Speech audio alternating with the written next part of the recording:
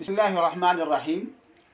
चंद दिन पहले मैंने एक बयान जारी किया और जिसमें ये कहा कि चाय पीना, कहवा पीना जायज़ नहीं।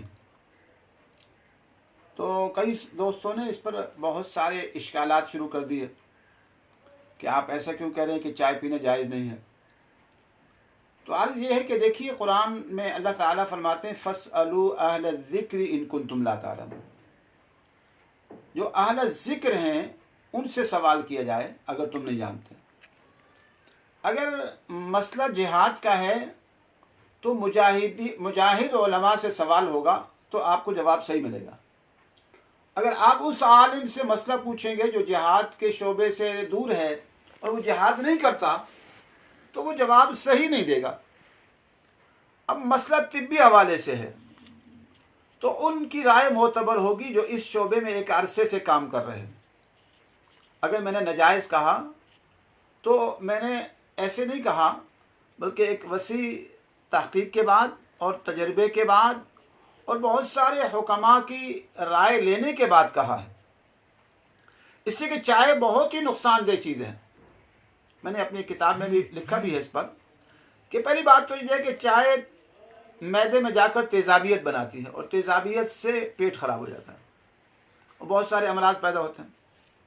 नंबर 2, आंतों में खुश्की पैदा करती है, आंतें खुश्क कर देती है, कब्ज़ हो जाती है और कब्ज़ उम्मुल अमराद। नंबर 3, सीने में जलन पैदा करती है। तो सीने में जलन तभी होगी जो नुकसानदेह चीज़ होगी। नंबर 4 यह है कि चाय पीने वालों के चेहरों पर ज़रा आप गौर किया करें। उनके चेहरे और जिस्म की रंगत काली होती है, वो काले नज़र आते हैं और जर्दी माइल नज़र आते हैं। उनके जिस्म जर्द होता है और फीका हो जाता है।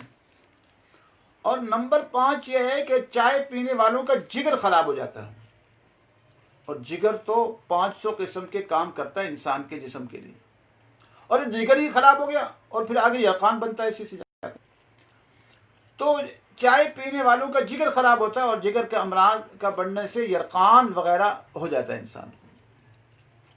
और नंबर 6 ये है कि चाय पीने से खून कम हो जाता है, खून की कमी हो जाती है। और नंबर 7 ये है कि इससे दिल का सिस्टम ख़राब हो जाता है और दिल की धड़कन तेज़ हो जाती है। आजकल ये मर्ज़ आम हो रहा है कि दिल की धड़कन तेज़ हो रही है।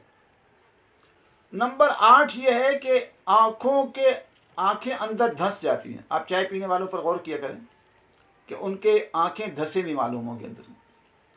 नंबर 9 ये कि चाय पीने वाले जो होते हैं उनका चेहरा बेरौनक हो जाता है, चेहरा बेरौनक हो जाता है। अब हमारे यहाँ कुछ साथी हैं, उनकी 35-36 साल उम्र है, अब आप उनको देखिए तो वो 60 साल के लगते हैं।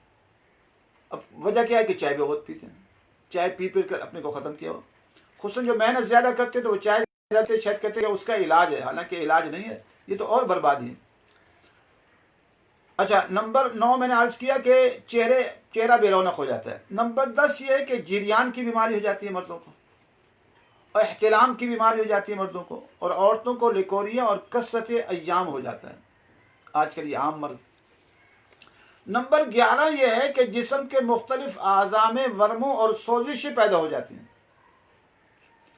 और नंबर 12 ये है कि पट्ठों में दर्द पैदा हो जाता है, पट्ठों में दर्द पैदा हो जाता है।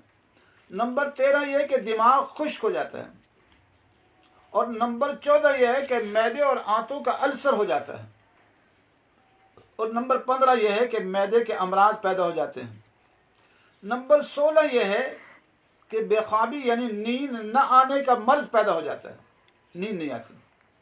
नंबर 17 यह है कि मसाना कमज़ोर हो जाता है और पेशाब ज़्यादा आता है। और एक ये भी लिखा है कि जब इंसान सर्दियों में चाय ज़्यादा पीता है तो ये जिस्म पानी कम पी रहा होता है, चाय ज़्यादा पीने से जो जिस्म का पानी है उसको जल्दी से निकाल देते हैं और फिर दिल की धड़कन तेज़ हो जाती है और हार्ट अटैक के ख़तरे बढ़ जाते हैं। तो जो चीज़ इतनी नुकसानदेह हो, तो मैंने कुछ थोड़े से बयान किए, बड़ी तफसील की जाए तो और भी है। आज चेहरे देखें, जवानों के चेहरे, उनमें कोई ताजगी नज़र नहीं आती, हुस्न नज़र नहीं आता, तबाह कर दिया अपने को। तो ऐसी चीज़ जो जिस्म के लिए नुकसानदेह हो तो क्या उसको जायज़ कहा जाएगा? उसको नाजायज़ ही कहा जाएगा। اس سے میں نے اس دن عرض کی، میں نے بیان کیا تو کافی بعض دوستوں نے جو ہے، بعض دوستوں تو بلا وجہ اعتراض ہی اعتراض ان کا مقصد ہوتا ہے، اور ان کے پاس کوئی دلیل ہوتی نہیں ہے تو بغیر دلیل کے بات کرتے ہیں. تو میں نے چاہا کہ دوبارہ آپ سے تفصیلاً بھی عرض کر دوں. اس لیے اسلام یہ کہتا ہے، ایک تو گرم چیز پینے سے منع کرتا ہے، اس سے معدے میں تیزابیت بنتی ہے، التہاب بنتا ہے. تو چائے تو پی گرم جاتی ہے. اب بعض کہتے ہیں جی جسم کو طاقت دینی، آپ دودھ پئیں، اس کے اندر شہد ڈال دیں، دودھ اور کھجور کا استعمال کریں.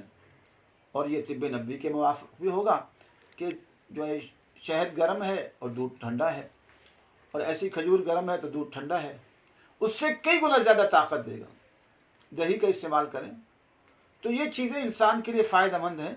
تو آہستہ آہستہ عادت بنائیں کہ چائے کو چھوڑیں جو تباہ کن اثرات رکھتا ہے. اللہ تعالی ہم سب کو دین کی سمجھ نصیب فرمائے. وآخر دعوانا الحمدللہ رب العالمین.